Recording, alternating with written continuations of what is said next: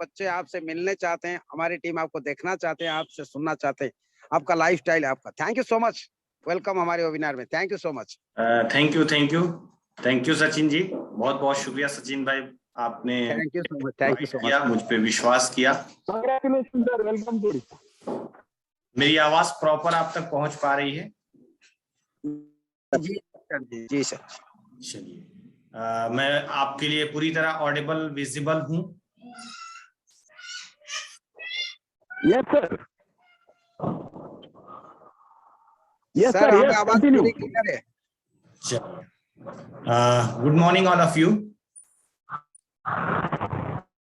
दोस्तों नमस्कार। कैमती अशांति? बहुत बढ़िया, बहुत बढ़िया। बहुत भला अच्छे सर। Thank you. दोस्तों, सबसे पहली बात मैं आपको बता दूं कि मेरा नाम सैयद इरशाद अहमद है और मैं गोरखपुर यूपी से बिलोंग करता हूं। तो इसलिए मैं आपसे उड़िया में नहीं बात करूंगा, मैं आपसे हिंदी में बातचीत करूंगा। तो अभी तक की मेरी भाषा समझ में आ रही है? Yes sir. चलिए, बहुत बहुत शुक्रिया आप सबकी अपलाइन का, सचिन जी का। इनका मेरे पास एक बार कॉल आया था, मैंने कहा सर बिल्कुल टाइम देंगे आपको, लेकिन अक्टूबर में समय नहीं दे पाएंगे और नवंबर में बिल्कुल दे देंगे, फर्स्ट वीक में ही दे देंगे। तो मैं अपने कमिटमेंट के हिसाब से अपना टाइम बिल्कुल पक्का रखा था और मैंने सचिन जी के जो है बुलाहट पे आप सबके बीच आने का निर्णय लिया। सबसे पहली चीज तो आपने मुझ पे विश्वास किया, इसके लिए मैं आपका थैंक्सफुल हूं।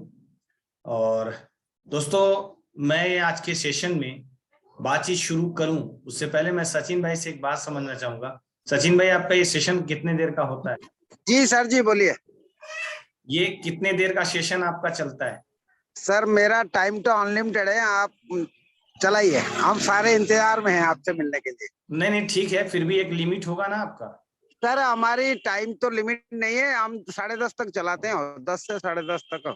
चलिए ठीक है, तो मैं 1 घंटा आप लोगों के बीच में बातचीत करूंगा और उसके बाद अगर आपके कुछ सवाल होंगे तो मैं उन सवालों को भी जरूर ले लूंगा। मैं जी सर जी। बेसिकली यहाँ पे मैं 3 चीजों पे बातचीत करूंगा। वेस्टीज के पहले मेरी जिंदगी, मेरे बचपन की जिंदगी और वेस्टीज के बाद मेरी जिंदगी। साथ में मैं आपसे बात करूंगा कि मैंने क्या किया जिसकी वजह से मेरी जिंदगी में बदलाव आए। तो आइए हम लोग अब शुरू करते हैं, बहुत समय ना लेते हुए, क्योंकि वेबिनार में एक लिमिट टाइम होती है और फिजिकल अपीयरेंस और डिजिटल अपीयरेंस दोनों में थोड़ा सा डिफरेंस है।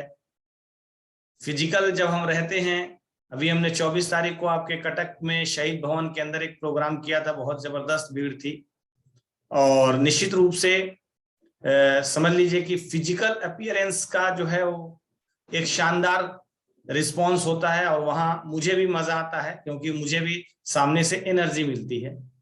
लेकिन डिजिटल अपीयरेंस में थोड़ा सा दिक्कत ये होती है कि सामने तो मैं देख सकता नहीं, तो इसलिए मुझे ये लगता है कि यार मैं बोल रहा हूं तो अगले को सुनाई दे रहा है कि नहीं दे रहा है, पता नहीं मैं सब सामने दिख रहा हूं कि नहीं दिख रहा हूं, तो ये सब थोड़ा सा दिक्कत रहती है।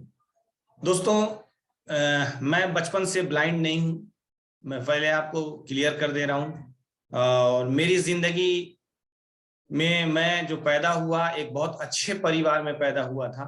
मेरे पिताजी एक बिजनेसमैन थे, लेकिन जब मैं 5 साल की उम्र का था तो मेरे पापा के बिजनेस में बहुत जबरदस्त जो है उतार चढ़ाव आया और कुछ फैमिलियर प्रॉब्लम की वजह से उनका पूरा बिजनेस डिस्ट्रॉय हो गया और उसको करके मेरे घर के अंदर बहुत सारे चैलेंजेस आने लगे। मैं थैंक्सफुल हूं अपनी मम्मा का कि वो क्वालिफाइड थी, पढ़ी लिखी थी और उन्होंने जो है उनको गवर्नमेंट जॉब मिल गई और वो गवर्नमेंट जॉब की वजह से हम लोगों की रोजी रोटी चली, यानी हम लोग खाने पीने लगे और मेरी मम्मा एक टीचर हो गई। और उस जमाने में टीचर की सैलरी कोई बहुत ज्यादा नहीं हुआ करती थी, तो जब मैं 5 साल की उम्र का था तो मेरी मम्मा को 750 रुपये महीने की सैलरी मिलती थी और वो जूनियर हाई स्कूल क्लास 6, 7, 8 की गवर्नमेंट टीचर थी। वहीं से हमारी शिक्षा दीक्षा भी शुरू हुई, उन्होंने ही मुझे पढ़ाया लिखाया मेरा जो ड्रीम था वो बहुत बड़ा था बचपन से ही, और मुझे अपने घर की तमाम चैलेंजेस को दूर करना था, तमाम दिक्कतों को दूर करना था।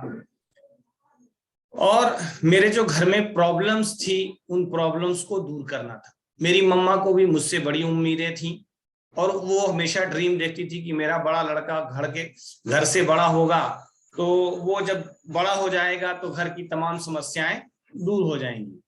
मैं धीरे धीरे बढ़ता गया, पढ़ता गया, हाई स्कूल का एग्जाम दिया, अच्छे नंबरों से पास किया। जब मैं हाई स्कूल पास कर लिया तो मेरे टीचरों ने मुझसे पूछा कि आगे क्या करना है। जैसा कि मैं बचपन से ख्वाब देखता था कि मैं एक डॉक्टर बनूंगा, तो मैंने उनसे बताया कि मैं एक डॉक्टर बनना चाहता हूँ और एक बहुत बड़ा डॉक्टर बनना चाहता हूँ। उन्होंने कहा हाँ हाँ बिल्कुल ठीक है और तुम इसके लायक हो, तुम तैयारी कर सकते हो। फिर दोस्तों मैंने अपनी मम्मा से बात किया और जब मेरे माँ से मेरी बातचीत हुई तो जो बातें उनसे हुई वो बहुत अच्छी नहीं थी। उन्होंने कहा देख बेटा ऐसा है, तू अब मेहनत से पढ़, अच्छी तैयारी कर, और अगर तेरा किसी सरकारी कॉलेज में एडमिशन हो जाएगा और फीस उस नहीं लगेगी, स्कॉलरशिप मिल जाएगा, तो तू एडमिशन करा लेना, लेकिन तू मेरे भरोसे कुछ भी नहीं करना, क्योंकि मुझसे ये उम्मीद नहीं करना, क्योंकि मेरे 5 बहनें और हम 2 भाई, यानी 7 भाई बहनों का परिवार था और मेरी माताजी अकेले परिवार को चलाने वाली जो है आजीविका चलाने वाली लेडीज थी, तो वही हमारे लिए सब कुछ थी। और इस चक्कर में उन्होंने साफ साफ कह दिया कि हम तुम्हारे पढ़ाने की वजह से बाकी बच्चों को अपने अनपढ़ तो नहीं रख सकते ना, और पढ़ाना तो हमको सबको है, और कम से कम इतनी डिग्री तो मिल ही जानी चाहिए कि सबको नौकरी मिल जाए। तो उनकी सोच और हम सब की सोच बचपन से यही थी कि अच्छे नंबर से पढ़ो, अच्छे नंबर लाओ, खूब मेहनत से पढ़ो, अच्छी नौकरी मिल जाएगी और जिंदगी आराम से कट जाएगी। अब जरा एक बात सोच के देखिएगा, क्या यही बात हम और आप बचपन से सुनते आ रहे हैं कि नहीं, कि खूब मेहनत से पढ़ो, अच्छे नंबर लाओ, अच्छी नौकरी मिल जाएगी और जिंदगी आराम से कट जाएगी।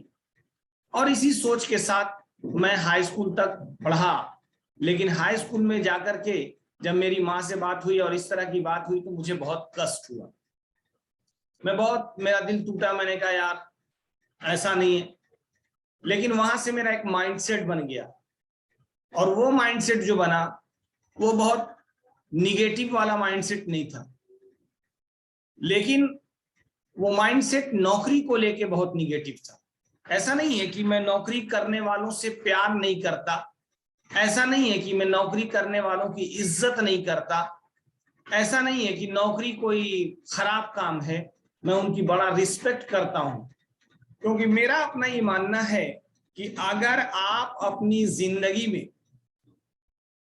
अपने बच्चों की जरूरतों को पूरा करना चाहते हैं, उनके सिकोड़ने के हिसाब से उनकी जरूरतों को आप पूरा करते हैं, उनकी जरूरतों में कटौती करके आप उनकी जिंदगी सिर्फ काटना चाहते हैं, अगर आप अपने बच्चों के जीवन को सिर्फ जिलाना चाहते हैं कि किसी तरीके से बस ये जिंदा रहे, आपको लगता है बस दाल रोटी चल जाए, अच्छे से खाना मिल जाए, नॉर्मल सी जिंदगी चल जाए, एक छोटा सा किराए का घर मिल जाए, एक जो है किराए वाली जिंदगी चल जाए, एक उधार वाली जिंदगी चल जाए, तो नौकरी is the best option, no doubt. आज की जैसी पहले नौकरियां भी नहीं थी। अभी तो अगर आपके अंदर टैलेंट है तो प्राइवेट सेक्टर में बहुत अच्छे अच्छे जॉब भी हैं, तो मैं जॉब को बुरा नहीं मानता और जॉब की रिस्पेक्ट मैं करता हूं, क्योंकि मेरी जिंदगी की जो परवरिश हुई है वो जिंदगी नौकरी के बदौलत ही परवरिश हुई है। लेकिन मेरा जो नजरिया है वो ये है कि मैंने ये तय उसी समय कर लिया था कि मैं अपनी जिंदगी में नौकरी नहीं करूंगा, और मैं अपने बच्चों को कभी ये जवाब नहीं दूंगा कि मेरे पास पैसा नहीं है इसलिए मैं तुम्हारे ड्रीम नहीं पूरे कर पाया, नहीं कर सकता मैं इसको। तो ये बात मैंने सोच लिया, लेकिन परवरदिगार को कुछ और मंजूर था और उसने जो किया अच्छे के लिए किया। मैं इंटर का एग्जाम दिया, इंटर पास कर गया। बायो लिया मैंने क्योंकि मेरा मकसद डॉक्टर बनना था, क्लियर कट मकसद था। और मकसद ये थी कि अपनी एक पहचान बनानी है, जिंदगी में अपना एक नाम कमाना है और अपने माँ बाप को अपने नाम से पहचान दिलवानी है। ये सोच मेरी तब से है। ऐसा नहीं कि ये सोच मेरी वेस्टीज में आने के बाद हुई। हाँ, ये जरूर कह सकता हूं कि वेस्टीज में आने का कारण मेरी ये सोच जरूर हो सकती है। तो जिंदगी में ऐसे मौके आए, फिर मैंने बीएससी में एडमिशन करा लिया और बीएससी करने लगा। और बायो में जूलॉजी, बॉटनी और केमिस्ट्री लेके मैं बीएससी कर रहा था। और धीरे धीरे मेरी पढ़ाई भी बहुत जबरदस्त हो रही थी, लेकिन ईश्वर को कुछ और मंजूर था। इंटर में जो है मेरे चश्मे लग गए थे, और जो है उस वक्त कहा जाता था, और आज भी ये बात कही जाती है कि चश्मा जो है पढ़ाकू बच्चों की निशानी है, और साइंस के बच्चों को चश्मा लग ही जाता है। तो यही हालात थे मेरे। लेकिन धीरे धीरे वो आंख की रोशनी और घटती चली गई। और जब मैं बीएससी कर रहा था उसी दौरान मेरी आंख की रोशनी बिल्कुल चली गई और मुझे दिखाई देना बंद हो गया। डॉक्टर्स ने बहुत जांच पड़ताल किया। मैं हिंदुस्तान के अलावा ब्रिटेन के, जर्मन के, और जो है अमेरिकन डॉक्टर्स के, जापानीज डॉक्टरों के कंसल्ट में भी गया। डॉक्टर पावा से भी मेरा कंसल्ट हुआ। ये सारी चीजें मैंने की, लेकिन इस बाद में पता चला कि इस बीमारी का कोई इलाज नहीं है, और ये एक ऐसी बीमारी है जो है 4 लाख लोगों में से किसी एक को हो जाती है। तो मैं बड़ा निगेटिव हो गया, बड़ा निराश हो गया और बड़ा डिप्रेशन में चला गया, क्योंकि मेरे दोस्तों ने मेरा साथ छोड़ दिया। तमाम लोग जो है मुझसे कटने लगे, मेरे रिश्तेदारों ने मुझको उल्टा पुल्टा कहना शुरू कर दिया, और लोग तरह तरह की बात करने लगे। इस तरीके से मेरी जिंदगी बहुत डिप्रेशन में चली गई। तकरीबन 5 साल मैं डिप्रेशन में रहा, और मुझे लगा कि अब मुझे जिंदगी खत्म कर लेना चाहिए, सुसाइड कर लेना चाहिए, क्योंकि लोग तरह तरह की बात करते थे। कोई कहता था कि कितनी अच्छी सूरत है, कितनी अच्छी पर्सनालिटी है, लेकिन पता नहीं कौन सा पाप किया था इसने, किसकी आंख चली गई, ये हो गया, वो हो गया। आपको पता ही है समाज में लोग कैसी कैसी बातें करते हैं। तो आगे इतना ही नहीं हुआ, उसके आगे लोग मेरे माँ बाप को भी इस आंख को लेकर के उल्टी पुल्टी बात कहने लगे। बहुत सारे लोगों ने कहना शुरू कर दिया कि जो इंसान बोता है वही फल काटता है, तो कुछ ऐसा बोए होंगे लोग कि औलाद पे आया है। तो इस तरह की बात सुनता था, मुझे बड़ा निराशा होती थी, बहुत डिप्रेशन में मैं चला गया था, बहुत निगेटिव माइंडसेट का हो गया था, मुझे हर चीज में निगेटिविटी दिखती थी। लेकिन तभी मेरी मुलाकात किसी एक ऐसे इंसान से हुई जिसने मुझको एक बात समझाई। उसने कहा कि यार, जिंदगी तेरी दी हुई है, ये शरीर तेरा दिया हुआ है। मैंने कहा नहीं। कहा ये शरीर तेरे माँ बाप ने तुझको दिया है। मैंने कहा नहीं। कहा जिस पाक परवरदिगार ने तुझको ये जिस्म दिया है, अब बता कि अगर मैं तुझे 1 लाख रुपए दूं और कल चल के तुझसे 20,000 रुपए मांग लूं, तो ये बता इसमें तेरी क्या गलती है। मैंने कहा ये भी ठीक है, ये भी आप सही करें, पैसा तो आप ही का था। तो कहा भाई दिया उसने था, वापस ले लिया, अब इसमें तेरी क्या गलती है। मैंने कहा हाँ ठीक।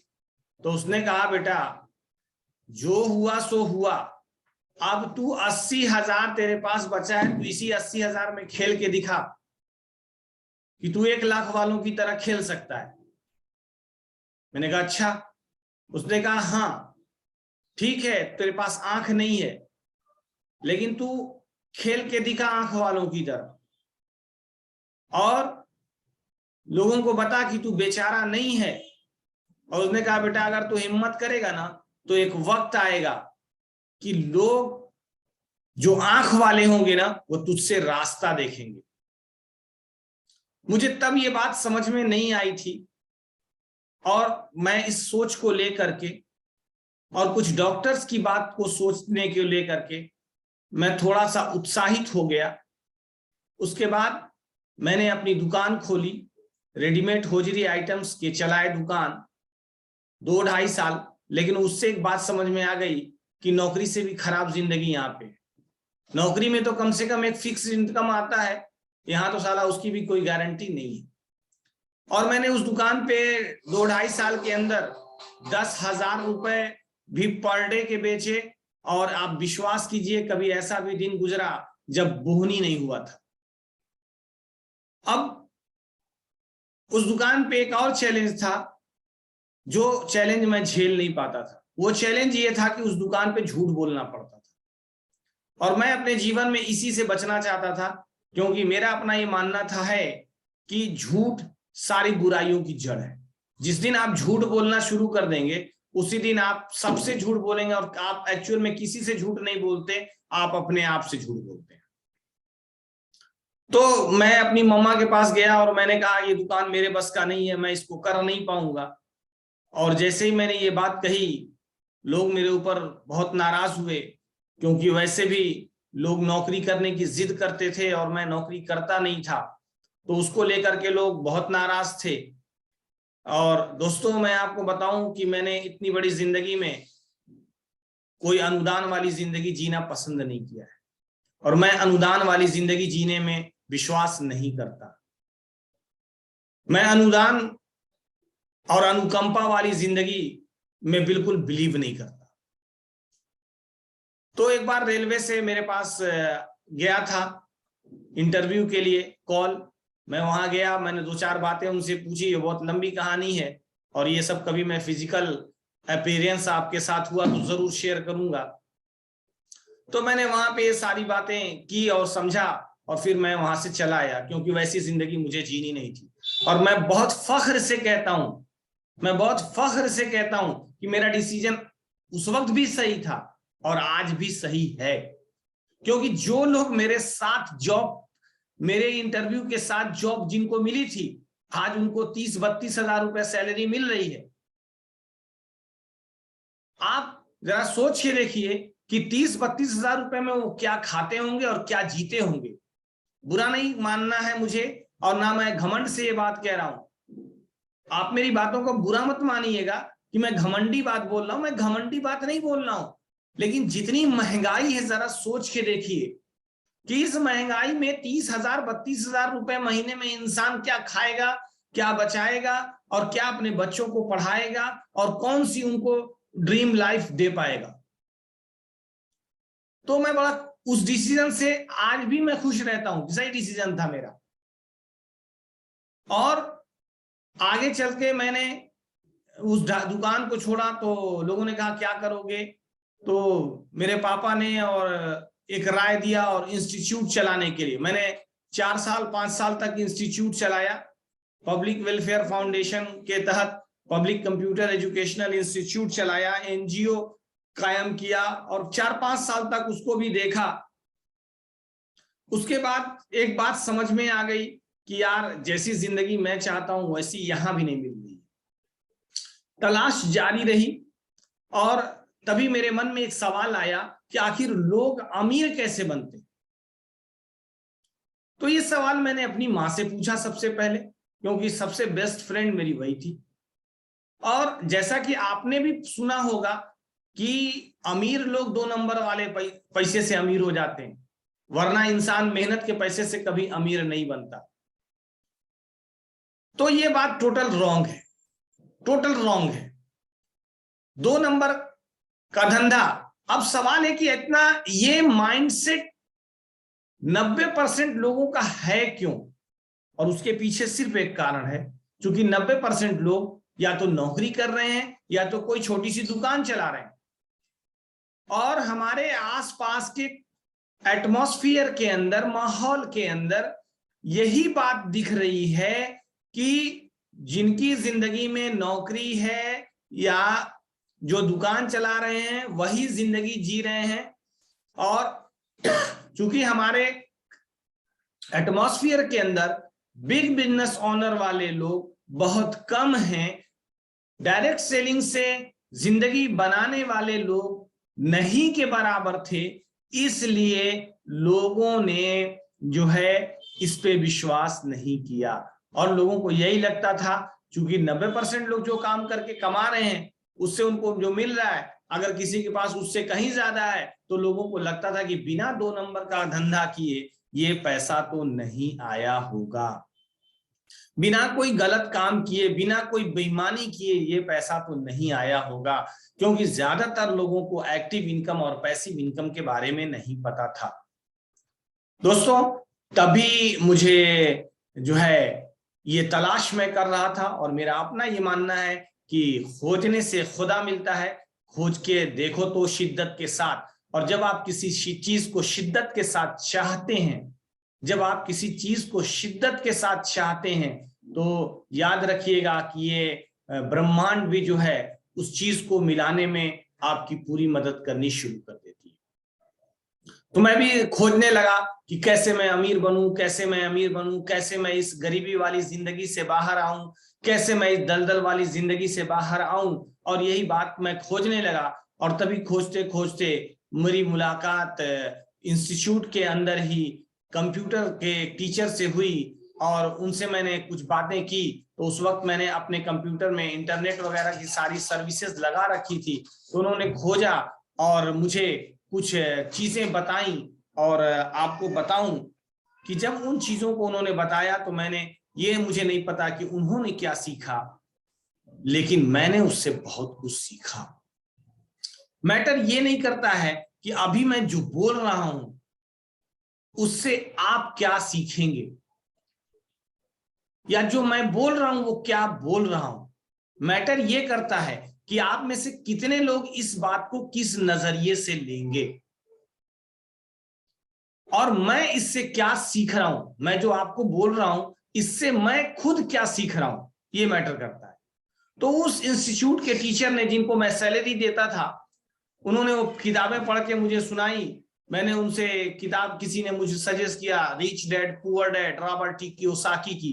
तो मिस्टर साकी की उस बुक को मैंने उस पे इंटरनेट पे ऑनलाइन पढ़वाया, और बहुत कुछ समझ में आई। और वहीं पे मुझे समझ में आया एक्टिव इनकम, पैसिव इनकम, और network marketing, direct selling, big business owner, और ई और बी एस और आई सब कैटेगरी के बारे में, ESBI, वो सारी कैटेगरी मैंने वहां पे समझी।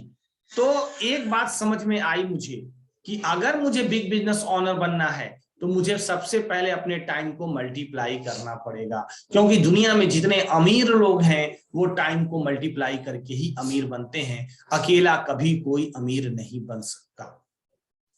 ये सबसे पहले मुझको समझ में आया। अब सवाल था कि मैं अपने टाइम को मल्टीप्लाई कैसे करूं। तो जब ये बात मैंने समझी, तो मुझे एक बात समझ में आई कि बिग बिजनेस ओनर मैं कैसे बन सकता हूं। तो बिग बिजनेस ओनर बनने के लिए, ये घटना मैं अपनी बता रहा हूं, चाहिए था क्या क्या, एक बड़ी कैपिटल जो मेरे पास नहीं थी। और मुझे लगता है यहाँ में पे जितने लोग हैं उनमें से 90% 95% लोगों के पास शायद नहीं होगी। उसके बाद जरूरत क्या थी, नॉलेज, जो मेरे पास नहीं थी। तीसरी थी मार्केट का सर्वे, जो मेरे पास नहीं था। चौथी थी एक्सपीरियंस, जो मेरे पास नहीं था। और पांचवा, इन सब के अलावा एक चीज थी, रिस्क कैपेसिटी, यानी रिस्क सहने की क्षमता, कि अगर लॉस हो गया, पूरी पूंजी डूब गई, तो भी हमारी सेहत पे कोई फर्क ना पड़े। उसी दौरान जब मैं इस तमाम चीजों की जानकारी ले रहा था, समझ रहा था, तो मैं बिजनेस के बारे में जो समझा कि बिग बिजनेस ओनर बनने के लिए अगर आपको बड़ी सफलता चाहिए तो आपके पास 3 तरह का कैपिटल होना चाहिए।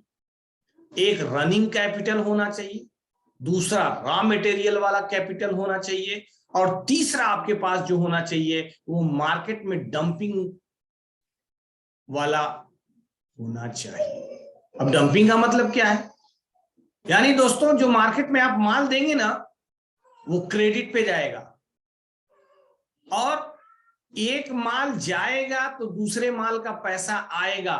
अगर बड़ी इंडस्ट्रियों की कहानी देखें तो यही है। कोई बड़ी इंडस्ट्री कैश इन हैंड में नहीं चल रही है, सबकी कहानी यही है ट्रेडिशनल मार्केट के अंदर। तो 3 पूंजी चाहिए, और ज्यादातर लोग जो बर्बाद होते हैं ना वो इसी वजह से होते हैं कि उनको बस ये लगता है तैयार माल चाहिए और कच्चा माल चाहिए। और जब मैंने इन तमाम चीजों को समझा तो एक बात समझी कि भाई ये मेरे बस पे तो है नहीं। इसके अलावा 10 और चीजें चाहिए थी जिसको मुझे खड़ा करना पड़ता। उसके लिए मुझे तमाम रजिस्ट्रेशन कराने पड़ते, ऑफिस खोलना पड़ता, मैन्युफैक्चरिंग खोलना पड़ता, ये तमाम चीजें करनी पड़ती। मैंने कहा यार इतना पापड़ झेलेंगे तब न जाके एंटरप्रेन्योर बनेंगे। और जो मेरे पास था नहीं, मैं एक टीचर का लड़का, डॉक्टर भरने का पैसा नहीं था, तो इतना बड़ा बिजनेसमैन बनने का पैसा कहां से आएगा। तो एक बात क्लियर हो गई थी, ये बात मेरे समझ में आ गई थी, और मैंने वहीं पे ये निर्णय ले लिया कि ये काम तो मेरे बस का नहीं है। लेकिन तभी मुझे 21वीं सदी का एक व्यवसाय समझ में आया, और वो था डायरेक्ट सेलिंग इंडस्ट्री। मैंने डायरेक्ट सेलिंग इंडस्ट्री को भी समझना शुरू किया, बहुत अच्छी तरीके से समझा, और इसके पूरे सिद्धांत को समझने की कोशिश की कि डायरेक्ट सेलिंग क्या है, इसके प्रिंसिपल्स क्या हैं। और तब मैंने एक बात समझी कि यार ये इंडस्ट्री तो बड़ी शानदार इंडस्ट्री है, इसमें तो ये सारा कोई झमेला नहीं है, और हर गाड़ी के 2 पहिए होते हैं, जिंदगी के भी 2, परिवार चलाने के लिए भी 2 पहिए होते हैं, एक पति एक पत्नी, एक माता एक पिता। तो मैंने एक बात समझी, यार कितना बढ़िया है, मैन्युफैक्चरिंग कोई और कर रहा है, डिस्ट्रीब्यूशन कोई और कर रहा है, और हमको डिस्ट्रीब्यूशन का पार्ट बनना है, पार्टनरशिप में काम करना है, और मुनाफे में अपनी हिस्सेदारी लेनी। अब सवाल था कि एक सही प्लेटफॉर्म, क्योंकि अक्सर जब मैं डायरेक्ट सेलिंग के लोगों से मिलता था तो उनसे सवाल पूछता था क्यों करें डायरेक्ट सेलिंग, तो लोग कहते थे financial freedom, time freedom, financial security. तो मैं उनसे एक सवाल पूछता था कि क्या जो कंपनी आप लेके आए हैं ये तीनों चीजें दे पाएगी, क्या दे पाएगी ये तीनों चीजें। और तीनों चीजें देने के लिए सबसे जो जरूरी चीज था कि जिस कंपनी की आप बात कर रहे हैं उस कंपनी के स्टेबिलिटी के लिए क्या चांस है, क्या आपको लगता है कि उसकी फाउंडेशन इतनी मजबूत है कि भूकंप के झटके बर्दाश्त कर लेगी। क्योंकि दुनिया में कोई ऐसी इंडस्ट्री नहीं है जिसमें भूकंप ना आता हो, क्योंकि भूकंप का आना ये प्राकृतिक है, ये प्राकृतिक है दोस्तों। आज भी गुजरात के अंदर भूकंप के एक झटके आए हैं जो रिएक्टर स्केल पे, जिसका पैमाना 5 मैग्नीट्यूड था। तो भूकंप का आना स्वाभाविक है, अर्थक्वेक नॉर्मल बातें हैं। तो क्या जिस कंपनी के साथ हम जाएंगे उसका फाउंडेशन इतना मजबूत है कि वो अर्थक्वेक को बर्दाश्त कर पाएगा। और यही बात खोजने लगा मैं, और इसी चक्कर में आप सबको जान के बड़ा आश्चर्य होगा कि 72 कंपनियों का प्लान समझने का अवसर मिला, 72 कंपनियों के लीडरों से मिलने का अवसर मिला, और उनसे बातचीत करने का अवसर मिला। मैं लगातार तलाश करता रहा, और एट लास्ट मुझे वेस्टीज का मार्केटिंग प्लान मिल गया। कुछ कंपनी के लोग तो मुझे यहां तक कह के चले गए थे कि आप जो खोज रहे हो जिंदगी में कभी नहीं मिलेगा, आप जैसी बात करते हैं वैसा कोई नहीं करेगा, विश्वास तो करना पड़ता है, भरोसा तो करना पड़ता है। और मैं कहता था हाँ बिल्कुल विश्वास करना पड़ता है, अवसर करना, भरोसा करना पड़ता है। कुछ लोग जो है बहुराष्ट्रीय कंपनियों को भी लेके मेरे पास आए, और उन्होंने कहा मेरी कंपनी 50 साल से टिकी है, तीसरी पुश चल रही है, चौथी पुश चल रही है, ये है वो है। और जब मैं उनके प्लान के कैलकुलेशन को किया तो मैंने कहा भाई ये हम जैसे इंडियंस लोगों के लिए नहीं है, क्योंकि डॉलर में सामान खरीद के और रुपए में इस्तेमाल करना हम भारतीयों के लिए नहीं है। और इतिहास रहा है अंग्रेजों का कि उन्होंने कभी हिंदुस्तानियों के फायदे की बात नहीं की। और जब ये बात मैं उन लोगों को बोलता था तो लोग थोड़ा सा नाराज भी होते थे, और कुछ लोग कहने लगे कि आप बिल्कुल निगेटिव हैं, सिर्फ दिमाग आपका, आंख नहीं खराब है, आपका दिमाग भी खराब हो गया है। और मैं कहता था thank you thank you thank you, और कह के चला, वो लोग चले जाते थे, मैं उनको चाय पिलाता था, चले जाते थे। और फिर ऐसे ही बातचीत होती रहती थी, और मैं रोज अपने इंस्टीट्यूट के ऑफिस में कोई ना कोई multi level marketing, direct selling, network marketing, लोग कहते थे महालक्ष्मी मंत्र, और इस तरह की बहुत सारी कंपनियों से मेरी मुलाकात होती रही। बाइनरी, मैट्रिक्स, ट्रायंगल और पिरामिड प्लान, और जो है मैचिंग प्लान, और बॉक्स भरने वाला प्लान, फाइनेंशियल सेक्टर और इंश्योरेंस सेक्टर, बहुत कुछ देखने को मिला। और मैं बड़ा भाग्यशाली रहा कि मुझे वेस्टीज को जानने का अवसर मिला, और जब मैंने वेस्टीज को समझा, जाना, तो आप विश्वास कीजिए पहली बार में ही मेरा दिमाग खुश हो गया। और मैंने फिर उसके बाद तकरीबन 8 घंटे लगातार डिस्कस किए, एक एक पॉइंट समझा। मैंने कहा ये प्लान दमदार है। फिर मैंने मैनेजमेंट के बारे में पूरी बातचीत की। फिर मिस्टर बाली से मेरा मुलाकात करने का अवसर मिला और मैं बड़ा भाग्यशाली हूं कि मुझे अपनी जिंदगी में वेस्टीज को चुनने का मौका मिला। मुझे लगा ये सफर बड़ा आसान होगा, कितना शानदार काम है। लेकिन जैसे ही मैं अपने घर आया, सबसे पहले अगर कहीं विद्रोह हुआ तो मेरे घर में हुआ। मेरी मम्मा और पापा से मैंने बात कही कि मुझे एक इंडस्ट्री करनी है, डायरेक्ट सेलिंग।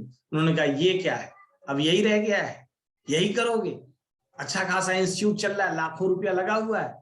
मैंने कहा 12 लाख कर्जे में हूं। कहा तुमको समझ में नहीं आ रही है कि 12 लाख रुपए कर्ज है तुम्हारे ऊपर और फिर भी तुम उस इंडस्ट्री को बर्बाद करने में लगे हो, कहां से भरोगे? मैंने कहा आपसे तो मांग नहीं रहा हूं, टेंशन नहीं है। लेकिन जैसे ही ये बात हुई, बहुत सारी डिस्कशन शुरू हो गई और मैं खामोश रहा। मैं उनसे डिस्कस करना मतलब नहीं समझता था। सवाल ये था कि जो मैंने देखा उन्होंने देखा नहीं, फिर उनसे डिस्कस क्या करना। लास्ट में मैंने उनसे एक ही सवाल पूछा। मैंने कहा ठीक है, ये जिंदगी मेरी है या नहीं? उन्होंने कहा हाँ है। मैंने कहा इस जिंदगी को जीने का हक मुझे है या नहीं? उन्होंने कहा हाँ है। मैंने कहा ठीक है, तो 1 साल मुझे मेरी जिंदगी मेरे हिसाब से जीने दीजिए। अगर 1 साल में मैं प्रूव नहीं कर पाया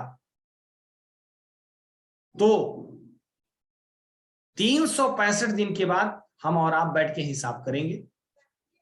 उसके बाद आप जो नौकरी कहिएगा वही नौकरी हम करेंगे, लेकिन मुझे 1 साल करने। उन्होंने बड़े इत्मीनान से कहा हाँ ठीक है, बिल्कुल तुम्हारी शर्त मंजूर है, 1 साल देख लो, लेकिन हमारी भी एक शर्त है। मैंने कहा हाँ बताइए। उन्होंने कहा आज से तुम्हें घर से 1 रुपए नहीं मिलेगा। और मैंने कहा कोई शर्त होती नहीं प्यार में, मगर प्यार शर्तों पे तूने किए, कोई बात नहीं शर्त मंजूर है। और वो दिन और आज का दिन मैं बहुत शुक्रगुजार हूं उस पाक परवरदिगार का, उस रब्बे कायनात का। कभी ऐसा मौका नहीं आया कि मुझे किसी से 1 रुपए अपनी जरूरत के लिए मांगना पड़ा। जब मैंने ये निर्णय लिया था मेरे पॉकेट में सिर्फ 60 रुपए थे और फिर मैंने एक डिसीजन ले लिया कि मुझे ये काम करना है। मैंने अपनी अपलाइन मिस्टर रमेश नारायण राय, जिनकी बदौलत आज मेरी दुनिया में पहचान है, मैंने उनको कॉल किया कि मुझे ये काम करना है। उन्होंने कहा दैट्स गुड। मैंने कहा लेकिन एक बात है, मेरे पास पैसा नहीं है। उन्होंने कहा तुझे क्या लगता है मैं तुझे पैसा दूंगा? मैंने कहा ये बात हुई ही नहीं, मैंने आपसे पैसा मांगा ही नहीं है। मैंने तो आपसे बस इतनी बात कही है कि मुझे ये काम करना है, मेरे पास पैसा नहीं है, मुझे बस आप सिखा दीजिए, बाकी करना मेरा काम है। वो आए बैठे, उन्होंने कहा प्लान दिखाना पड़ेगा। मैंने कहा भाई मैं तो देख ही नहीं सकता। कहा मुझे पता है तुम देख नहीं सकते, मैं देखने के लिए थोड़े कह रहा हूं, मैंने कहा है दिखाना पड़ेगा। मैंने कहा दिखाऊंगा कैसे? कहा देखना तुमको है कि सामने वाले को? मैंने कहा सामने वाले को। कहा फिर इसमें तुम्हारे आंख से क्या लेना देना है, वो अपने आंख से देखेंगे, तुमको बस दिखाना है। मैंने दिखाऊंगा कैसे? उन्होंने वो बात बताई, मैंने काम शुरू किया। और पहले महीने मैं आपको बताऊं बहुत बड़ी चेक तो नहीं कमाया, लेकिन रिटेल प्रॉफिट से खूब कमाया। तकरीबन 1200-1500 रुपए कमाए रिटेल प्रॉफिट स्कीम से। और उसी पैसे से मैंने इस काम को आगे बढ़ाना शुरू किया। जब अपना शुरुआत कर लिया तब लोगों से बांटना शुरू किया।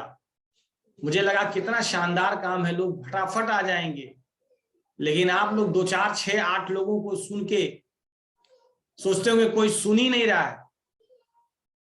अक्सर आपसे लोग मिलने आते होंगे और कहते होंगे देखिए सर आपकी कंपनी के बारे में कोई सुनना नहीं चाहता है। जब तक आप इसको अपनी कंपनी नहीं मानेंगे तब तक कोई कैसे सुनेगा। 20 लोगों को प्लान दिया और 20 ने मना कर दिया। किसी ने कहा आप तो खुद अंधे हैं, दूसरे को क्या दिखाएंगे। किसी ने कहा खुद तो चल सकते नहीं, दूसरे को क्या चलाएंगे। किसी ने कहा अपनी जिंदगी बदल लीजिएगा फिर आइएगा। और इस तरह की बहुत सारी बातें लोगों को सुनानी शुरू की और मैं सुनता गया। 21वां आदमी मिला और उसने कहा हाँ भाई प्लान तो समझ में आ रहा है, ठीक है, करने लायक है। और उनके साथ मेरा काम शुरू हुआ। मैंने कहा चलो, मैंने अपनी अपलाइन को फोन किया और मैंने कहा सर आज मुझे प्लान बताने आ गया है, आज मुझे प्लान दिखाने आ गया है, आज फलाने ने ज्वाइनिंग की है। कहा कैसे ज्वाइनिंग हुआ है। मैंने कहा सर उन्होंने खुद अपना फॉर्म भरा है, मैंने उनको बताया ये मैंने उनको बस इतना कहा पढ़ के सुनाइए क्या क्या लिखा है। वो पढ़ते गए, मैं बताता गया, यहाँ ये भरिए, यहाँ ये भरिए। वो भर लिए सर। कहे अपलाइन, मैंने कहा अपना नंबर डलवा दिया हूं सर उनसे। कहा चलो ऑर्डर, मैंने कहा सर ऑर्डर भी दिया है उन्होंने कुछ। कहा चलो अच्छी बात है, आज तुम्हारी शुरुआत हो गई। अब तुम 1 नहीं हो, अब तुम 11 हो। 3 महीने मैंने बहुत संघर्ष किया क्योंकि मेरे पास पैसे थे नहीं और 1 रुपया आता नहीं था। जब पैसा ही नहीं था तो आएगा कहां से, क्योंकि बगैर पैसा लगाए पैसा कमाया नहीं जा सकता है। चौथे महीने मैंने जबरदस्त तरीके से काम किया, 100 प्लान किया, 88 ज्वाइनिंग हुई और मैंने चौथे महीने किया सिल्वर डायरेक्टर। चेक आई तकरीबन 12,500 रुपए की बनी और पैन कार्ड लगा नहीं था। टीडीएस कट गया सीधे सीधे 2,500, ट्रैवल फंड कट गया और काट पीट के 8,500 कुछ रुपए मेरे चेक के रूप में आया। मैंने अपनी मम्मा को जाके दिखाया और मेरी मम्मा ने कहा अच्छा, बड़ा अच्छा काम है, इतना पैसा आया है, क्या ये है पैसा हर महीने आएगा। मैंने कहा ऑफ कोर्स हर महीने आएगा। अगला महीना आया, 25 तारीख हो गई, सिर्फ 1300 पीवी हुई थी। मैंने सर को फोन लगाया, मैंने कहा सर इस महीने तो बिजनेस ही नहीं निकल रहा है, मुझे लग रहा है नॉन क्वालिफाई हो जाऊंगा। उन्होंने कहा ठीक है बिल्कुल नॉन क्वालिफाई हो जाओगे, कोई बात नहीं। और फोन कट गया। रात को 11 बजे फोन किया उन्होंने, कहा क्या हाल है। मैंने कहा आप क्या हाल बताएं आपको, अब आपका अपलाइन अगर आपको ऐसे बोल दे तो मने मन तो आप बहुत कुछ बोल डालेंगे। मैंने कहा क्या बताऊं आपको, आप ऐसा बोल दिए कि अब समझे में नहीं आ रहा, जब आप ही बोल दिए। उन्होंने एक दिन वो रात में 11 बजे मुझको शिक्षा दिया। कहा जब तुम ही मान लोगे कि तुम नॉन क्वालिफाई हो जाओगे तो दुनिया की कोई ताकत तुमको क्वालिफाई नहीं करा पाएगी। तो तुमको पहली बात तो ये सोचना शुरू कर देना है कि अभी से हम क्वालिफाई हैं, और तुम अपने दिमाग पे जोर डालो, तुम्हारा दिमाग खुद तुमको बताएगा कि कहां कहां से पीवी आ सकती है। आखिर पिछले महीने पीवी निकालने वाले तुम ही थे ना। मैंने कहा हाँ। कहा इसके पिछले 3 महीनों में पीवी तुम ही निकाले थे ना। मैंने कहा हाँ। तो फिर इस महीने भी तुम ही निकालोगे, निकालो पीवी। और मैंने सोचना शुरू किया रात में 11 बजे से, सुबह तक नींद नहीं आई, लेकिन 5-6 नाम आ गए। और 26 तारीख को उन लोगों से कांटेक्ट किया। उन लोगों ने कहा हाँ कुछ लोगों से बातचीत करानी है, बातचीत हुई। और बड़े मजे की बात यह है कि 4-5 दिन के अंदर 5 फास्ट स्टार्ट निकल गया। और मैं फिर से क्वालिफाई कर गया। सिल्वर तो नहीं मेंटेन हो पाया, लेकिन ब्रॉन्ज मेंटेन हुआ। और 3500 रुपए की चेक आई और वो चेक भी मैंने अपनी माँ को ले जाके दिया। और जैसे ही मैंने ये दिया, मेरी मम्मा ने कहा देखा इसीलिए मैं कह रही थी सब फालतू काम है। मैंने कहा मम्मा इसीलिए तो मैं इस काम को कर रहा हूं, ये बड़ा शानदार काम है। अगर आज 3500 आ सकता है तो कल 35,000 भी आ सकता है। और कल 35 लाख भी आ सकता है। बहुत शानदार काम है। सोचने की बस जरूरत है और करने की जरूरत है। आगे चलता गया, फिर 6500 की चेक आई, 7200 की चेक आई, फिर 11000 की चेक आई, फिर सिल्वर लेवल पे ही 25000 की चेक आई। और जिस वक्त ये सब चेक आई ना, आज आप लोग बहुत लकी हैं कि आपके हर इलाके में डीएलसीपी है, ऐप है, ऑनलाइन शॉपिंग है। लेकिन जब मैंने इस बिजनेस को शुरू किया था ना, एग्जाम्पल दिखाने के लिए कोई था नहीं। लोगों को ढूंढ के दिखाना पड़ता था कि दिल्ली में फला सर हैं, कानपुर में फला सर हैं, वो इतना हजार इतना लाख कमाते हैं। तब हम लोगों को दिखाना पड़ता था, लोगों को कहते थे कहीं ऐसा तो नहीं होगा कैप्सूल अंदर प्राण बाहर, तो कैप्सूल खा के बैठना पड़ता था। प्रोडक्ट की एबिलिटी के हालात ये थे कि आज ऑर्डर लगाइए, पैसा जमा करिए, तो प्रोडक्ट आने में हफ्ता हफ्ता 10-10 दिन 15-15 दिन लग जाते थे। तो हमने तो काम ही शुरू किया था लॉकडाउन के अंदर। हमारे लिए वो तब भी लॉकडाउन ही था, क्योंकि प्रोडक्ट हमारे इलाके में मिलता ही नहीं था। 200 किलोमीटर दूर जाना पड़ता था प्रोडक्ट लाने। लेकिन मैंने इन चीजों को बहाना नहीं बनाया। अब मैंने काम बढ़ाया। मोटरसाइकिल से 4 बार चोट लग गई, गिर गया, लेकिन हिम्मत नहीं हारी, अपने कमिटमेंट से पीछे नहीं हटा, गोल्ड किया। और 12वें महीने की चेक आई 50,000 रुपए। बैठा मैं अपनी मां के साथ, मैंने कहा मम्मा 1 साल मेरे पूरे हो गए, हमारा आपका कमिटमेंट कंप्लीट हुआ। अब आप बताइए कि मुझे इस काम को आगे कंटिन्यू करना चाहिए या मुझे कोई नौकरी कर लेनी चाहिए।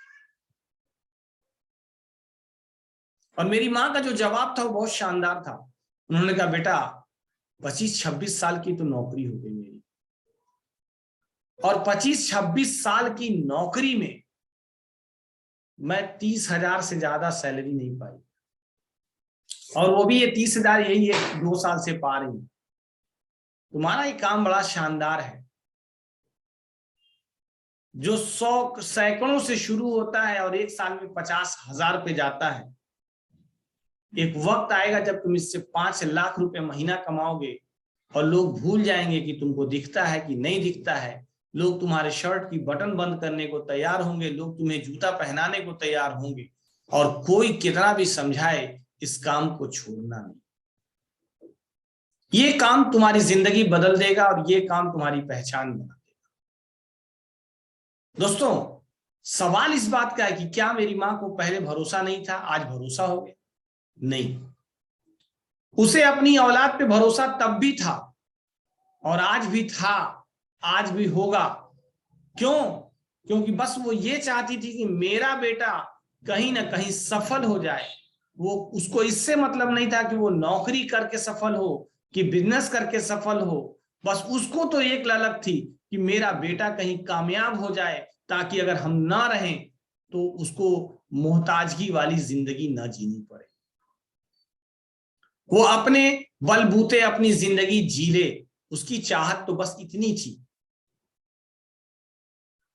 और मैंने वहीं से काम शुरू किया, लेकिन ईश्वर रब्बे कायनात को कुछ और मंजूर था।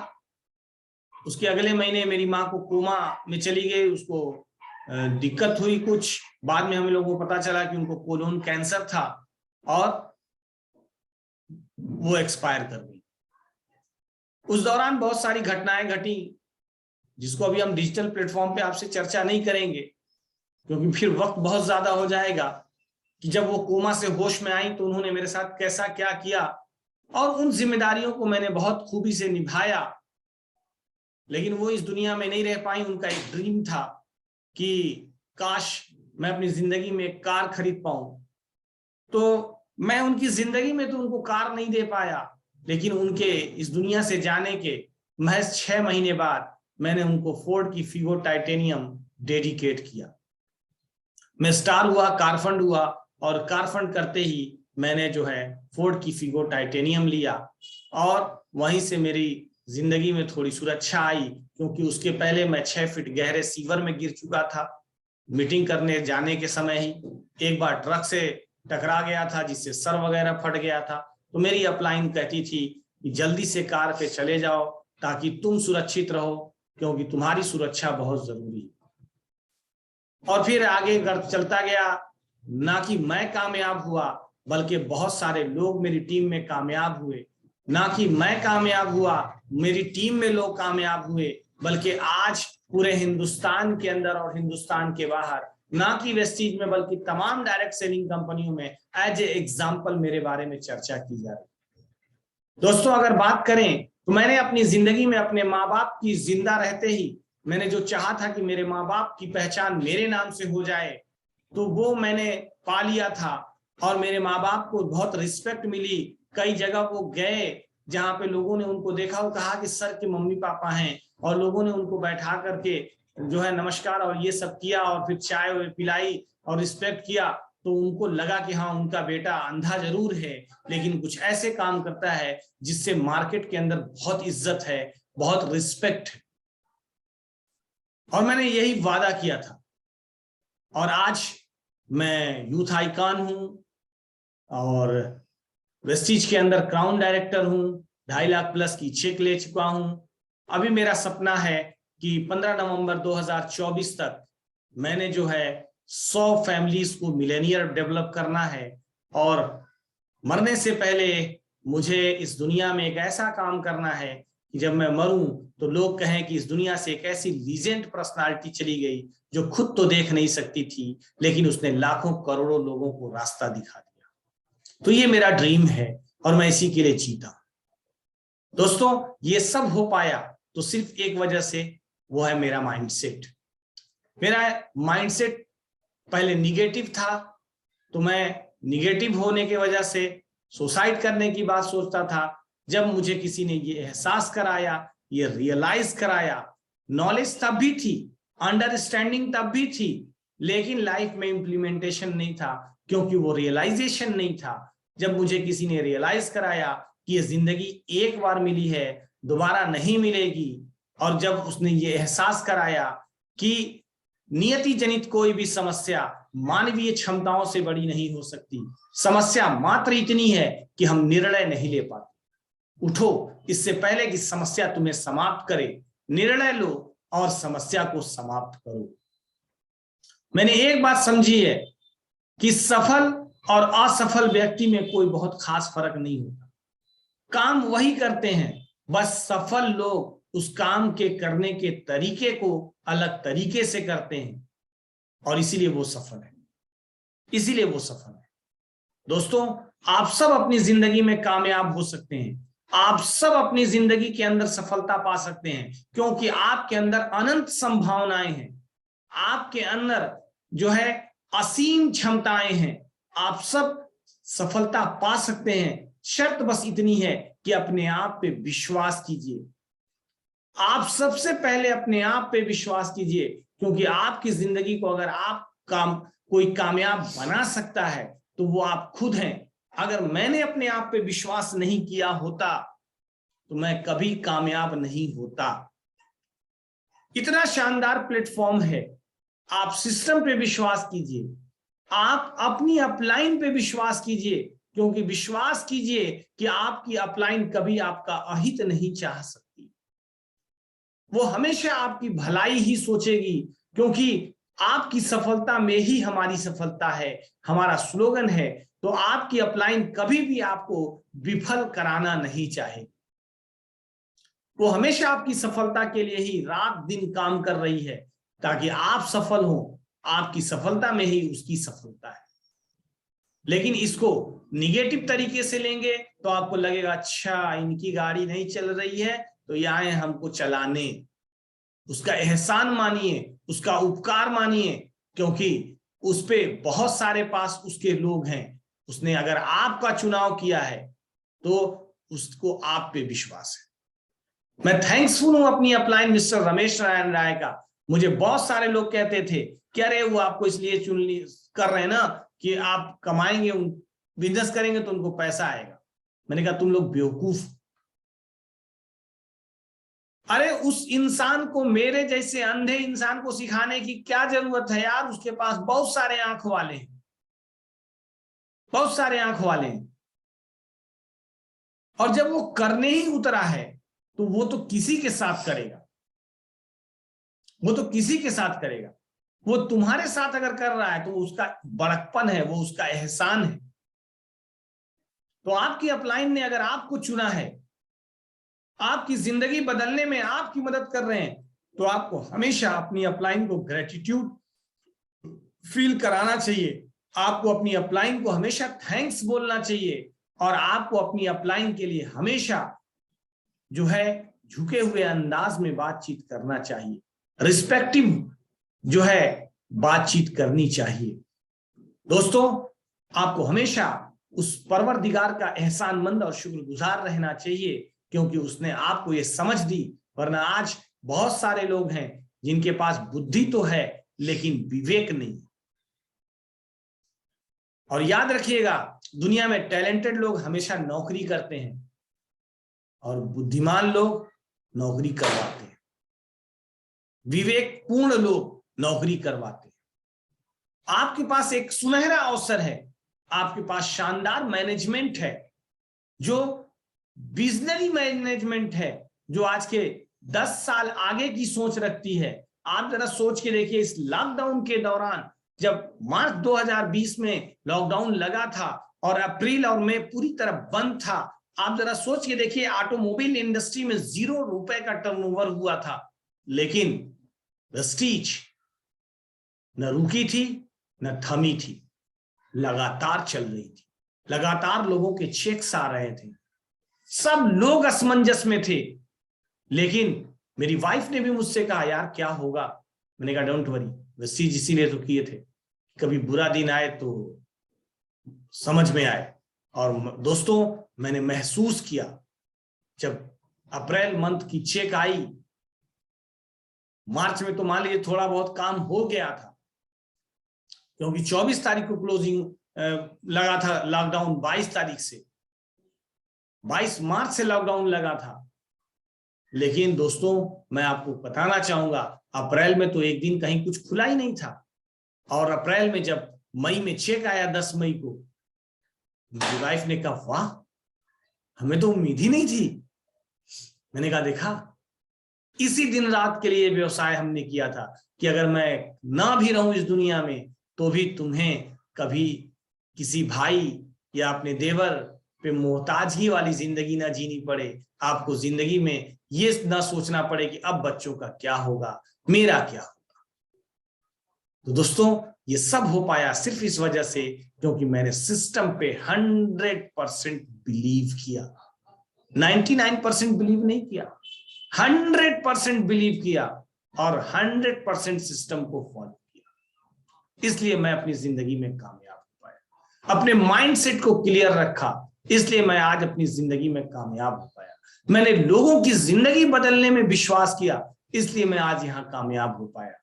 मैं थैंक्सफुल हूं अपनी एंटायर टीम का, मैं थैंक्सफुल हूं अपनी तमाम अपलाइन का, जिन्होंने मुझ पे विश्वास किया और मेरी सफलता में योगदान किया। मैं थैंक्सफुल हूं तमाम वेस्टिजियंस का, जिन्होंने मुझे इतनी रिस्पेक्ट दी, इतनी हाइलाइट्स दिया, और जिसकी वजह से आज मेरी ये पहचान बन पाई। तो थैंक्स टू ऑल। मुझे बस आज आपसे इतनी ही बातें कहनी थी, और इंशाल्लाह कभी हम और आप फिजिकली मिले तो हम लोग इस पे बहुत अच्छा डिस्कस करेंगे और बहुत कुछ आपको समझ में आएगी। तो दोस्तों, मैं अपनी बात को यहीं पे वाइंड अप करना चाहूंगा और वापस सचिन दास को यहाँ बुलाना चाहूंगा। Wish you well, thank you.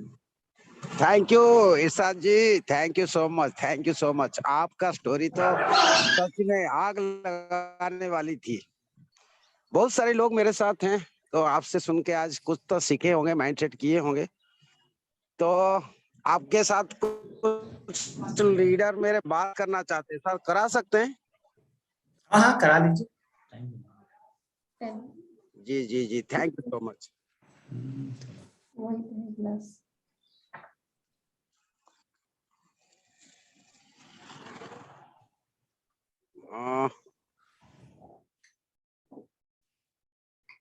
जी बात ये sir. Okay, thank you so much sir. And आपका स्टोरी हम लोग को बहुत अच्छा लगा, क्योंकि आप थैंक यू लोग भाई, थैंक इतना यू। हम लोग के लिए टाइम दिए हम लोगों के लिए। और सारे टीम आज आपको बात कर सब लोग सीखेंगे, और ये बात कुछ सुन के किसी का भी इम्प्लीमेंट करके आगे बढ़ जाएगा तो 100% राइट सर। और आप इतना मेहनत किए तभी आपको सफलता मिला है, लेकिन उम्मीद रखना चाहिए सफलता के, खुद के ऊपर विश्वास करना चाहिए। तो खुद के ऊपर विश्वास करेंगे तो 100% सफल मिलेगा। Thank you so much sir, इतना हम लोग। थैंक यू भाई। Thank you so much, thank you so much, thank you sir ji. अगर किसी का कोई सनातन सवाल है सर तो जी। सवाल पूछ लीजिए। जी जी जी जी Sanatan sir ji.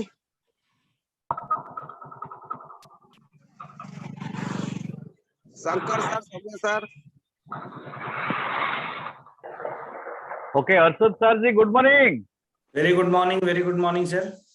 Sir. Proud of you sir. I salute you sir. Actually आपने जो कर दिखाया वो लोगों की मन में हिम्मत नहीं आता है। तो thank you sir, thank you. आपका जो बिलीफ, तो एक्चुअली सर आपकी जो बिलीफ पावर है, जो माइंड सेट है, वो सर बहुत सारे लोगों की आंख खोल देता है। तो एक्चुअली सर मैं आपका जो ट्रेनिंग देख रहा था सर, दिल से मैं देख रहा था आपसे, मैं इतना मैं समझा, लोग शारीरिक अक्षम होके मानसिक विकलांग हो जाते हैं, लेकिन तो कोई भी विकलांग होके भी वो कुछ एग्जाम्पल ऐसा बना देते हैं तो वो लोगों के अंदर में जिंदा हो जाते हैं। सर आप जो कर दिखाया sir, proud of you sir. I salute you positively sir. मैं आपको प्राउडली आपको मैं कंग्रेचुलेशन देता हूँ सर। आप के लिए भगवान से भी मैं सभी मेरे दोस्त लोगों को भी मैं प्रार्थना करूंगा, तो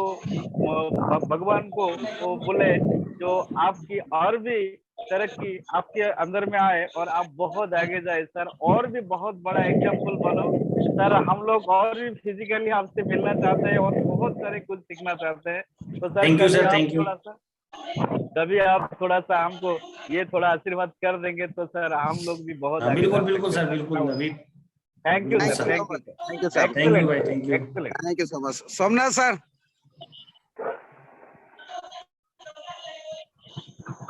okay sir, good morning sir ji. Very good morning sir. Sir I love you. Thank you, love you too. आज बहुत बढ़िया, मतलब आपका सेशन आज मैं बाइक में होते हुए एक जगह में खड़ा करके आपका स्टेशन शुरू से ही मैं आखिर तक वही देखा कि भगवान जरूर तो होते हैं, लेकिन भगवान को पाने के लिए जो एफर्ट, जो डेडिकेशन, जो चाहत अगर सही हो तो पाना ही पाना है।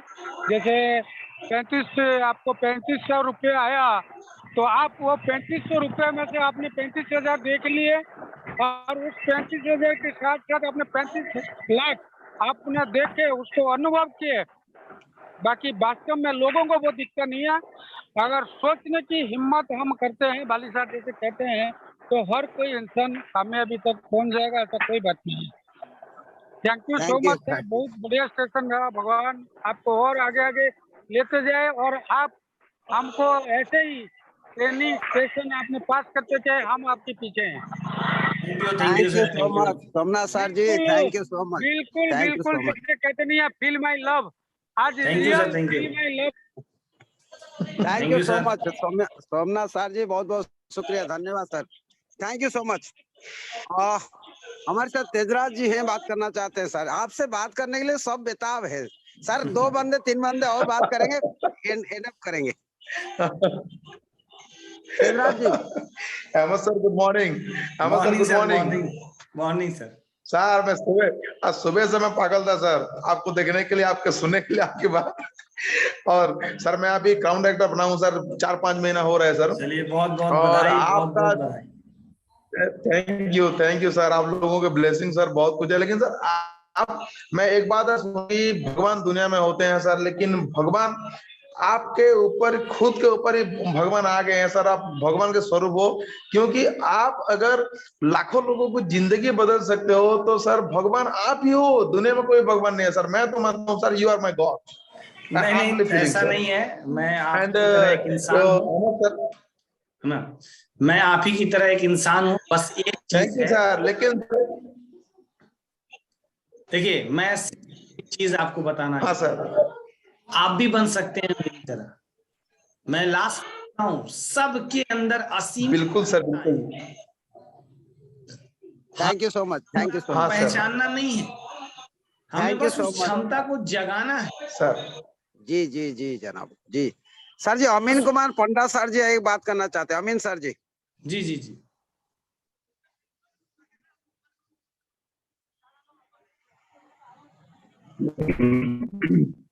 सर नमस्कार, गुड मॉर्निंग। नमस्कार, good good morning morning. Sir. अच्छा sir, good morning sir. Sir बहुत बढ़िया ट्रेनिंग सर, बहुत बढ़िया ट्रेनिंग सर। आंख होके भी सर हमारे अंदर इतना डेडिकेशन, इतना स्ट्रांग पावर सर नहीं है, विल पावर नहीं है सर। आपके अंदर जितना विल पावर देखा सर, बहुत बढ़िया ट्रेनिंग सर। बहुत इंस्पिरेशन मिला सर आपसे मिलके। और बहुत सर हमको आगे काम करने के लिए बहुत ये सब आगे चीज हमको सर मिलेगा। चलिए, thank you sir, thank you. Thank you sir. Thank you so much, thank you so.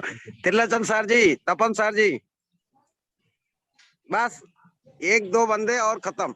Tapan sir ji बोलिए। Sir good morning. नमस्कार सर। Morning morning sir.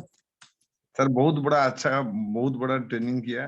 दो बात हमारा दिल पर, हम हर इंसान, हर लीडर पर जो दो वर्ड समझेंगे, वो अच्छी वर्ड बोला, खुद के ऊपर विश्वास, सिस्टम पर विश्वास।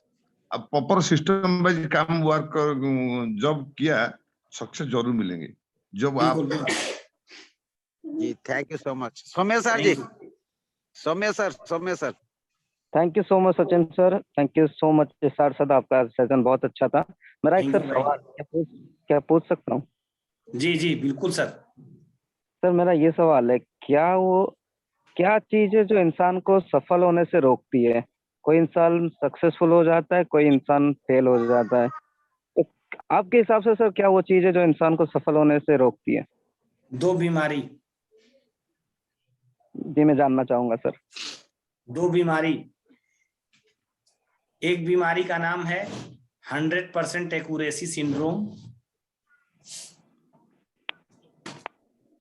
जी पहले हम खूब सीख लें, परफेक्ट हो जाएंगे, तब करेंगे।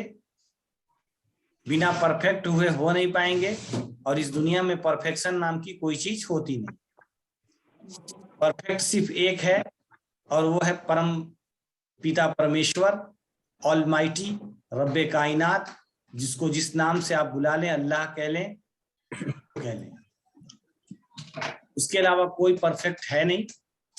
तो दुनिया में एक बीमारी है जिसको मानसिक बीमारी कहते हैं, 100% एक्यूरेसी सिंड्रोम। किसी साइकेट्रिस्ट से जाइएगा, पूछिएगा ये बीमारी का दवा क्या है, और वो नहीं बता पाएगा, मेरे पास मिलिएगा, मैं उसका इलाज जानता हूँ। ठीक है, तो 100% एक्यूरेसी जी सर। सिंड्रोम। और दूसरा बीमारी होती है chronic tomorrow syndrome. Chronic tomorrow syndrome जी सर। का सिम्टम ये है कि हर बात में इंसान कहता है ठीक है, कल से जरूर करेंगे, कल से जरूर करेंगे, और कल कभी आता नहीं। वाह, great answer, great answer, great answer. Thank you so much, thank you so much. Thank you so much. तो इन दो बीमारियों का अगर इलाज आपको चाहिए तो फिर हमसे संपर्क करिएगा। हम इसकी प्रॉपर एक वर्कशॉप करते हैं। इरशाद सर जी, रियली आपने सच में नेटवर्क मार्केटिंग में आपका बोलबाला नहीं, तेल का मचने वाला है। आपका जो ट्रेनिंग है बहुत जबरदस्त होगा। Thank you so much. Trilochan sir ji, last question आपका। Sir good morning sir. Very good morning sir, very good morning. Thank you so much sir. सवाल सर एक है, छोटी सी सवाल। जी जी जी सर अब प्लान कैसा देखा रहे थे, मुझे बस हैरान रह गया मैं एक बात करने के लिए सर। एक सवाल। जैसे आप दिखाते हो वैसे ही हमने दिखा। बिल्कुल सर, बस प्लान देखने के लिए कितने वक्त ले रहे थे कोई प्रोस्पेक्ट को, अगर प्लान देखा रहे थे तो? भाई जी सर। मैं सीएनटी करता हूँ अभी जी घंटे में। ओके। कंपनी की गाइडलाइन थी 90 मिनट में, तो जी हाँ। मिनट की सीएनटी करता था, और जी सीएनटी दीपक सर ने भी देखी। अच्छा अच्छा अच्छा, ओके ओके सर। तो मुझे मेरी सीएनटी कंपनी मैनेजमेंट ने भी देखी है, मेरी CNT manager, zonal sales manager सबने देखी है। तो इसलिए मुझे कभी कोई ये चक्कर रहा ही नहीं कि मेरी CNT का कोई कंप्लेन कर देगा और मेरी CNT कैंसिल हो जाएगी। एक दो बार लोगों ने शिकायत की थी कि अरे CNT नहीं करते, उनको क्या CNT करने आएगा, उनको दिखाई नहीं देता है। सर से ये बात पहुंची है और दीपक सर ने कहा उसका फोन लाओ, किसने कंप्लेन किया था। ओके। और दीपक सर ने कहा ना, जिसकी CNT मैं बैठ के पास कर दिया ना, उसको तुम फेल करने वाले क्या होते। वाह वाह, ग्रेट सर। सर ऐसा कोई वीडियो है क्या CNT आपका, कुछ वीडियो ऐसा YouTube में कुछ अवेलेबल? अभी तक तो नहीं था सर, अभी तक हम एक्चुअल में वीडियो पे कभी काम किए नहीं। ओके। लेकिन भविष्य में जरूर वीडियो पे काम करेंगे। सर एक रिक्वेस्ट रखेंगे मेरा कि एक वीडियो अगर YouTube में दे रहे हैं तो सर मेरे साथ में आपके जैसे लोग हैं मेरे साथ सर, इसलिए कि मैं टीम को बिल्ड करना चाहता हूँ। शायद आपका कुछ टिप्स होगा जिसकी वजह से उन लोगों को भी अपना टीम बढ़ा पाएंगे। ठीक है सर? देखिए मैं आपको एक बात कहूंगा। जी सर। यहाँ पे मैं आपको एक बात कहूंगा, उन लोगों से एक बात कहिए। जी जी सर। कहिएगा भाई मेरे जी, वो हो गया जी, उसको एक्सेप्ट कर लो। ओके। क्योंकि तुम्हारे हाथ में ये है नहीं कि तुम अपनी आंख ठीक कर लोगे या वो कर लोगे या ऐसा कुछ कर लोगे। ओके। तो उसको पहली चीज कि जो हो गया उसको एक्सेप्ट कर लो। जी सर। कि हाँ मेरी आंख खराब हो गई, अब मुझे दिखाई नहीं देता है sir. First of all except कर लो। दूसरा एक्सेप्ट कर लो कि भगवान को इसके लिए कभी दोषी मत ठहराओ। जी सर। उसको थैंक्सफुल बोलो, क्योंकि उसने हमको ब्लाइंड बनाया। हो सकता है वो हमको पागल बना देता। ठीक। और अगर पागल बना देता तो बताओ भैया मैं वेस्टीज में क्या बना उखाड़ लेता। वाह वाह सर, सर हकीकत। गलत बोल रहा हूं तो बताइए। नहीं सर, ऑब्वियसली सर, बिल्कुल। अब तीसरी बात आप अपने माइंड में ये बैठा लो कि आप दुनिया में औरों से अलग हो। हाँ। और इतिहास गवाह है जी कि दुनिया में रिकॉर्ड हमेशा अलग लोग ही बनाते हैं। Yes sir, yes sir, great sir. तो करो काम। Okay sir, thank you so much, thank you so much Irshad ji. Really आपसे मिलके तो हमें आज बाग बाग हो गया। मेरे टीम की लीडर सर आज एक्साइटेड की लेवल की चरम सीमा पे हैं। थैंक यू सो मच, आपका आभारी रहेंगे lifetime Irshad ji. Thank you Sachin भाई, थैंक यू। तो हमारी वजह हम बच्चों को आपने इतना अच्छा नॉलेज दिया, इतना अच्छा माइंडसेट दिया। इतिहास रचते हैं वही जो अलग होते हैं, और हर बंदा अलग है, बिल्कुल अलग है। किसी का मैच करता हो तो बताइए। अरविंद मंडल जी हाथ उठा रखे, बोलिए। Good morning sir. Very very good morning sir. आज का ट्रेनिंग सेशन जबरदस्त रहा सर। आज बहुत कुछ आपसे सीखने को मिला सर, क्योंकि सर आप हम लोग के पास 2 पैर 2 हाथ 2 आंखें हैं। हम लोग जो नहीं कर पाते हैं आप वो करके दिखाइए सर। वो मेरे लिए बहुत बड़ी बात है, और हम लोग वो नहीं कर पाते सर। बहुत जबरदस्त ट्रेनिंग सर आज का। चलिए थैंक यू। ये तो मुझे लगता था मैंने कोई ट्रेनिंग की नहीं है मंडल साहब, सॉरी बोल रहा हूँ। मैंने तो एक्चुअल में अभी कोई ट्रेनिंग की ही नहीं, तो मेरा प्रोमो था। वही सर, बातों बातों में जो आपने जो बोला है, बातों बातों में वही सर हम लोग ट्रेनिंग को मिल गया सर। सर आपका हर लफ्ज ट्रेनिंग था, सीरियसली। चलिए सचिन भाई, ये तो आप लोगों का बड़प्पन। Thank you so much Irshad sir ji, thank you so much, love you too. Thank you sir मैं चाहूंगा रिक्वेस्ट करूंगा सर, अभी नहीं, आप जब फ्री हो कभी बात करेंगे, एक ट्रेनिंग सेशन मेरे बच्चों के लिए।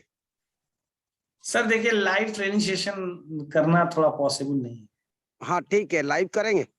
लाइव नहीं कर पाएंगे सर, लाइव करना मेरे लिए पॉसिबल नहीं है। अच्छा ये जूम में सर जी? नहीं, जूम में नहीं कर पाएंगे, वो फिजिकल ही कर पाएंगे।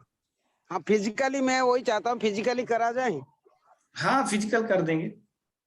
वाह ग्रेट यार, great, thank you so much. इतना इतना मान रखने के लिए थैंक यू सो मच। हम हमसे बात करेंगे, आपको बुलाएंगे थोड़ा उड़ीसा। ठीक ठीक, हमारे बच्चों के लिए। नहीं नहीं, बिल्कुल बिल्कुल sir, thank you so much sir. Thank you भाई, थैंक